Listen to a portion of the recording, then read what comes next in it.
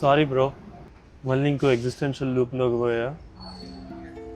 మన policy video కింద ఎవడో కొత్త కామెంట్ పెడతాడు, ఆ కామెంట్ ఓపెన్ చేస్తాం, మళ్ళీ ఆ కామెంట్ సెక్షన్ మొత్తం రివిజన్ చేసుకుంటే మళ్ళీ మొత్తం చదువుతా. ఎవడో కూడా కామెంట్ పెడతాడు, సమీరణ కూడా బయటకు వచ్చాడు, బీఆర్ బైక్ కూడా బయటకు వచ్చాడు, ఇంకెన్నాళ్ళు పడుంటావు, ఆల్మోస్ట్ సంవత్సరం అయిపోయింది ఇంకా బయటికి రానండి. దానికి రిప్లైగా ఎవడో విజయాంతని అయ్యాడు. అసలు వాడంత పర్వతనా కొడుకు, నువ్వు వాడిని సపోర్ట్ చేస్తున్నాడు, నువ్వు ఇంకెంత పర్వతనా కొడుకు అంటూ. నేను దీనికి మనం రేషనల్గా react అవ్వలేము. It's okay, man. Maybe on some level I'm using these vlogs as my diary. మనకి రాసే అలవాటు చదివే అలవాటు లేదు కాబట్టి చెప్పుకుందాం. Anyway, waiting for the train to Visakhapatnam ఎందుకు అంటే, విజయవాడ నుంచి మచిలీపట్నం వెళ్ళే దారిలో ఒక అంకిల్ కలిశారు. ఆయన ఒరిజినల్లీ వైజాగ్లో ఉంటారంట. వైజాగ్కి పక్కన వనజంగి అన్న ఒక ప్లేస్ ఉంది. ఆ ఫోటోలను చూపించాడు, మంచి యాస్థెటిక్గా ఉన్నాయి. Bro, some parent is making their kid shit on the platform bro. Not even rail పట్టాలి bro, platform bro. Feeling very nostalgic here. The way people are shitting on my comment section.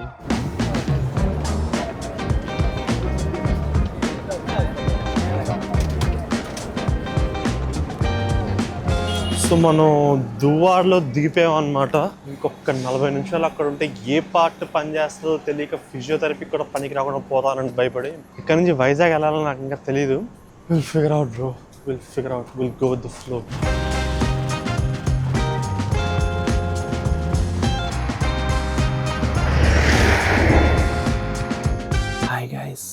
ఇప్పుడు ఇంకో డామిటరీలో ఉన్నాం. డామిటరీ concept నేను ఫుల్గా sync అయిపోయాను. ఇప్పుడు ఏ పాయింట్లో ఉన్నాం అంటే, హైదరాబాద్లో మన సొంత ఇంటికి వెళ్ళినప్పుడు కూడా చుట్టుపక్కల ఈ గురకలు, ఇన్ని బంక్ బెడ్లు లేకపోతే పట్టదేమో.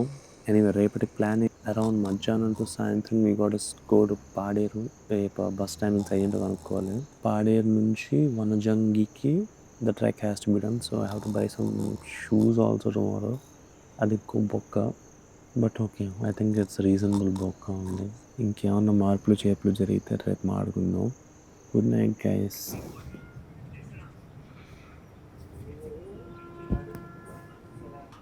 Time is around 8:30. మధ్యాహ్నం సాయంత్రం దాకా టైం ఉంది. సో అప్పటిదాకా బీచ్కి పోవచ్చు. జగదాంబ థియేటర్లో ఇంగ్లీష్ సినిమా డబ్బింగ్ వర్షన్ ఆడుతుంది. I want go watch that morning show. ఇది ప్లాన్ ఈ రోజుకి. Let's go.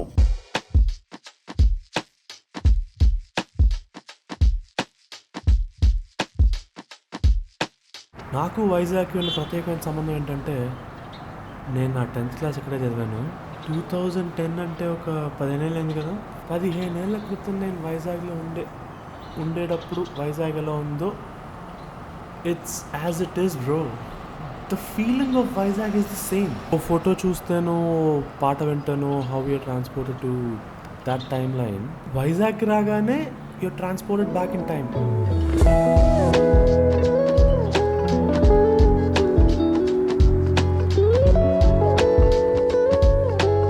బీచ్కి నువ్వు ఒక్కడే పోయినప్పుడు జస్ట్ అబ్జర్వ్ పీపుల్ అండ్ వాళ్ళ బ్యాక్ స్టోరీ ఏంటో నువ్వు script రాస్తావు.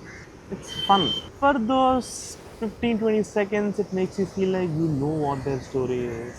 For instance, that couple there, ఒకళ్ళు ఫ్రెండ్ ఇంటికి వెళ్తున్నా అని, ఇంకొకరు వాకింగ్ వెళ్తున్నా అని చెప్పి, it's like their secret meetup spot. And they talking about the future. ఇప్పుడు ఇంట్లో చెప్దాం మనం అని ఆమె అడుగుతుంటే, వీడేమో సెటిల్ అవ్వకుండా ఇంటికి వచ్చి చెప్తే నాకు మాత్రం ఏం వాల్యూ ఉంటుంది. మోస్ట్ 90లో వచ్చిన తెలుగు సినిమా కాన్ఫ్లిక్ట్ ఇది. ఈ స్క్రిప్ట్కి పెద్ద కష్టపడక్కర్లేదు. పొద్దున్న లేచి ముందు రాత్రి జ్ఞాపకాలు నెంబర్ వేసుకుంటూ, వాట్ ఎ నైట్ రా, బ్యూటిఫుల్. ఏం జరిగిందో గుర్తుంటే కూడా బాగుంది అనుకుంటాను.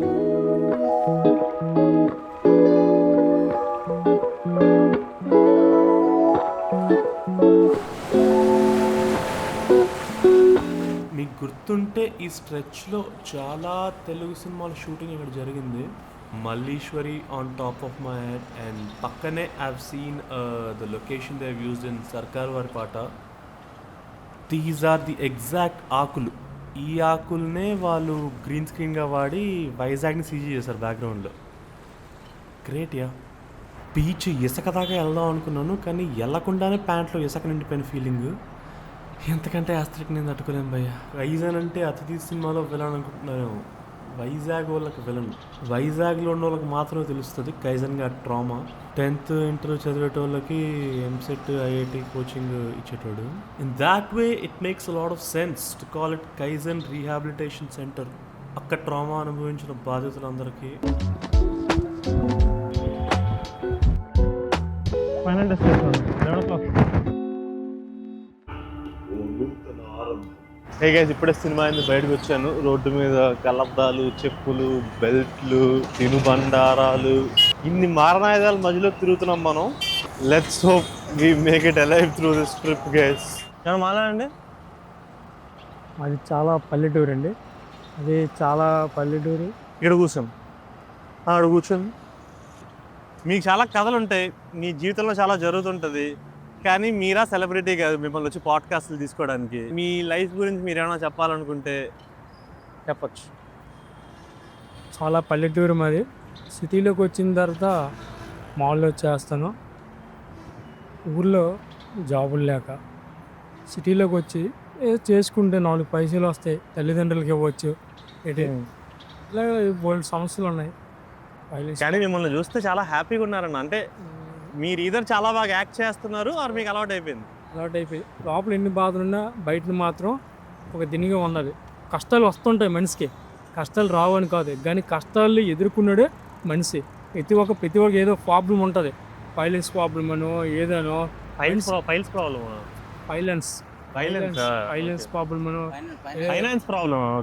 ప్రాబ్లం అనో లేదంటే అదే ఉంటుంది, బోల్డ్ సమస్యలు ఉంటాయి. మీ పేరెంట్స్ అక్కడ వ్యవసాయం చేస్తుంటారా? పేరెంట్స్ చాలా వ్యవసాయం. మా నాన్నగారు కూడా చనిపోయారు ఎలిఫెంట్ దాడి వల్ల. వ్యవసాయంకి వెళ్ళినప్పుడు అంత అమ్మగారు ఉన్నారు, ఇల్లు కట్టిన ఫ్యామిలీ, పాప ఉంది, బాబు ఉన్నారు. మీ పెళ్లి కూడా అయిందా? మా మిస్సెస్ కూడా ఉంది. 2 కుటుంబాలు పోషిస్తున్నారు. మీ పేరెంట్స్ కి సపోర్ట్ చేస్తున్నారు, మీ ఫ్యామిలీని మీరు సపోర్ట్ చేసుకోవాలి. చెప్పండి అన్న. నోటి దగ్గర మాట్లాడండి. ఏం మాట్లాడదు, ఏ చెప్తున్నా చెప్పండి. నాది ఫైనాన్స్ ప్రాబ్లం వల్ల నేను మాల్లో రావడం జరిగిందండి. మాల్లో వచ్చి ఇట్లా మళ్ళీ జాబ్స్ చదువుకున్నాం, బట్ జాబ్స్ కూడా దొరకట్లేదు కదండి. ఏమైనా ఏం చదువుకున్నారు మీరు? ఇంటర్ వరకు చదువుకోవాలి. ఇంటర్కి ఏం వస్తాయండి జాబ్? ఇంటర్కి ఏం జాబ్ ఉంటావు తెలుసు, బట్ ఏంటంటే చదువుకోవాలంటే ముందు పైసలు కావాలి కదండి. పైసలు రావాలంటే చదువు ఉండాలి, చదువుకోవడానికి పైసలు కావాలి.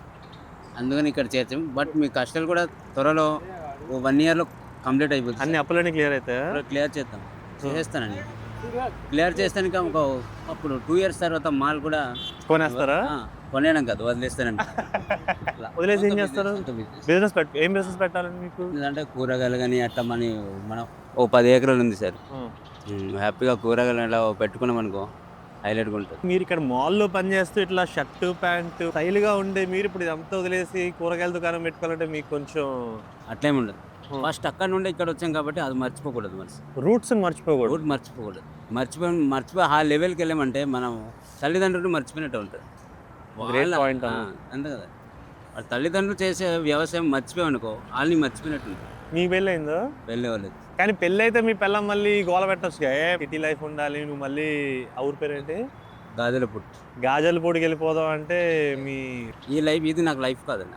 అక్కడ ఊర్లో పని చేస్తూ అందరితో ఉంటూ హ్యాపీగా, అదే ఆ లైఫ్ మనకు కావాలి. పెళ్ళి ఎప్పుడు చేసుకుందాం అని అప్లై అయిన తర్వాత అయిపోతుంది. 1 year తర్వాత పెళ్లి చేసి చూడాలి. అక్కడ మంచి గుంట చూసి మాల్లో ఎవరో గుంటలు వస్తూ ఉంటారు కదా, సెట్ చేసుకోవచ్చు. మరి ఎట్లా ఇంట్లో ఎవరో సెట్ చేస్తారో అలా చేసుకోవడం? సెట్ చేసుకుంటే మీకు ఉంటుంది కదన్నా, ఎవరో లవ్ చేయాలి, లవ్ స్టోరీ దాకా వెళ్ళొద్దు. లవ్లు పెట్టుకుంటామా, మధ్యలో సంగన అయిపోతాం, తీరిపోతుంటాం మనం. ఏమన్నా మీకు ఎక్స్పీరియన్స్ అయిందా? ఎక్స్పీరియన్స్ అయింది. అప్పుడు చెప్పండి, నా లవ్ స్టోరీ చెప్పండి అన్న. లేదన్నా చెప్పండి అన్న, అయ్యే ఇంట్రెస్ట్. నేను ఎక్కువగా ఫ్యామిలీ మంచిగా ఉండాలి, మంచిగా తినాలి, మంచిగా ఉండాలి, మంచి బట్టలు వేసుకోవాలి, ఆటోలు కనుక కొనుక్కోవాలి, ఇలా మల్టిపుల్ బిజినెసెస్, ఆటో అండ్ కూరగాయలు ఉంది. ఆల్రెడీ ఆటో ఉంది, రైస్ మిల్ ఒకటి ఉంది. అది మీకు అక్కడ నుండి ఇక్కడ మాల్లో పని చేస్తున్నారా మీరు? షాపింగ్ మాల్ చేస్తే అది కొన్నాను. అబ్బో, గ్రేట్ అన్న. ఇది కొన్ని ప్రాబ్లమ్స్ అలా ఉంటారు కదా ఊర్లో, కంపల్సరీగా చెడగొట్టే ఒక మనిషి ఉంటాడు. ఆడి గురించి చెప్పండి, ఆడిని వేసుకుందాం. ఆడి పేరు కూడా చెప్పండి కుదిరితే. పేరు లేదు, పేర్లు అంటే పేర్లు వద్దా? పేర్లు మనకు తెలియదు కానీ సరే ఆడి పేరు సుబ్బారావు అనుకుందాం. వద్దు. అప్పారావా? రమేష్ ప్రతి రమేష్ గారు చెప్పండి. ప్రతి మనిషి ఒకడు ఎదుగుతున్నాడంటే ఆడికి చెడగొట్టడానికి 100% ఒక మనిషి ఉంటాడు. మనం హై స్థాయికి వెళ్తున్నామంటే, ఓ లెవెల్కి వెళ్తున్నామంటే చెడగొట్టే మనం తొక్కేసి ఆడెళ్ళాడు, మనకి వెళ్ళనివాడు. మనలో కూడా కిందకి లాగడం చూస్తున్నాడంటే మనం పైన ఉన్నాం, వాడు కింద ఉన్నాడు అని అర్థం. అదే మనల్ని కిందకి లాగేటప్పుడు ఎప్పుడూ కిందే ఉంటాడు. ఈయన కూడా సౌత్ ఇండియన్ షాపింగ్ మాల్ కాదన్న. తెలుసా? నేను నా పేరేంటి చెప్పండి. కానీ ఉన్నానని తెలుసు, కానీ పేరు మాత్రం తెలియదు నాది. అన్యాయం అన్నా ఇది. ఇప్పుడు నేను కష్టాలు చెప్పుకోవాలి, జనాలకి నేను తెలుసు కానీ, నా వీడియో తెలుసు కానీ నా పేరు కూడా తెలియదండి. ఏం చెప్పమంటారు నా బాధని? కూడా మన ఉద్దేశంలో హీరో అయితే ఏదో సమాజాన్ని ఉద్ధరించాలి, హీరోయిన్ అంటే గుడ్డోలో రోడ్డు దాటించాలి అని ఏదో ఫీడ్ చేస్తారు. కానీ యూత్ అంకుల్తో మాట్లాడుతూ రియలైజ్ రెస్పాన్సిబిలిటీ తీసుకునే సత్తోడు నా దృష్టిలో హీరోనే. రకరకాల కారణాలు జరగచ్చు, రకరకాల కారణాలు ఉండొచ్చు, but just waking up and following the plan. మీరు ట్రైన్ సైడ్ అయిపోయారండి మీరు. మంచి మోటివేషన్ ఇచ్చారు ఇందాక. సరే 2 నిమిషాలు మన యూత్కి ఒక మెసేజ్ ఇచ్చేయండి. యూత్ అంటే మనమే మన యూత్ ఉన్నామా, ఇప్పుడు యూత్లో కింగ్గా ఉండాలి కానీ డౌన్ అయిపోతాడు అమ్మాయిలు బట్టి. కింగ్ అంటే ఎలా ఉండాలి?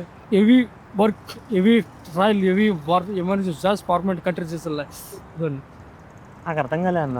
ఎనీ టైం స్టడీగా ఉండాలి. యూత్ వీక్నెస్ అయిపోతాడు. ఎందుకు కారణం అంటే నరాల వీక్నెస్. స్టడీగా జిమ్కి పోవాలన్నా.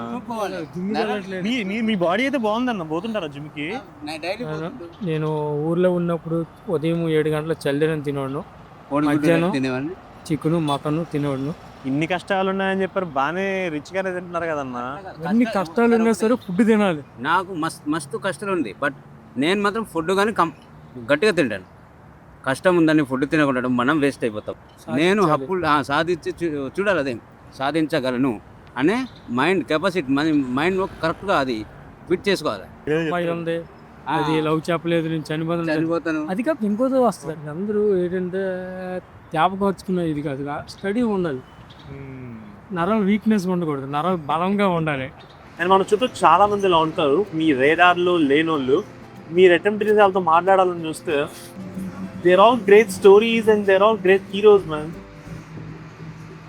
కొంచెం హెవీ అయిందా? ఎట్లయిందిలే, వినండి. చాలా బాగా మాట్లాడారు మీరు. మన ఎందుకు మర్చిపోతారు, జనాలు మిమ్మల్ని మర్చిపోరన్నా. మీ పేరేంటి? ఫకీర్ నాయుడు.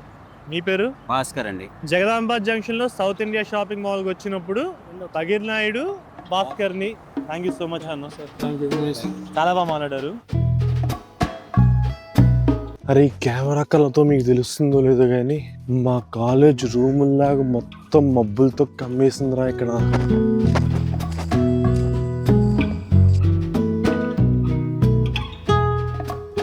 ఎనీవే అమ్మా వర్తిట్టరా.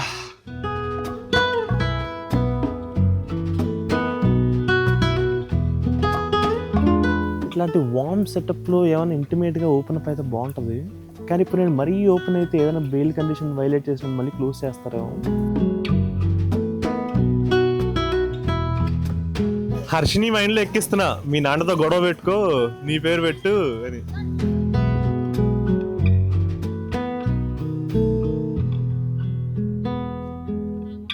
జాబ్ మొత్తానికి అట్రాక్షన్ హర్షిని హర్షిని గౌతమ్ గారు వాళ్ళిద్దరు ఉంటే చాలు మాకు.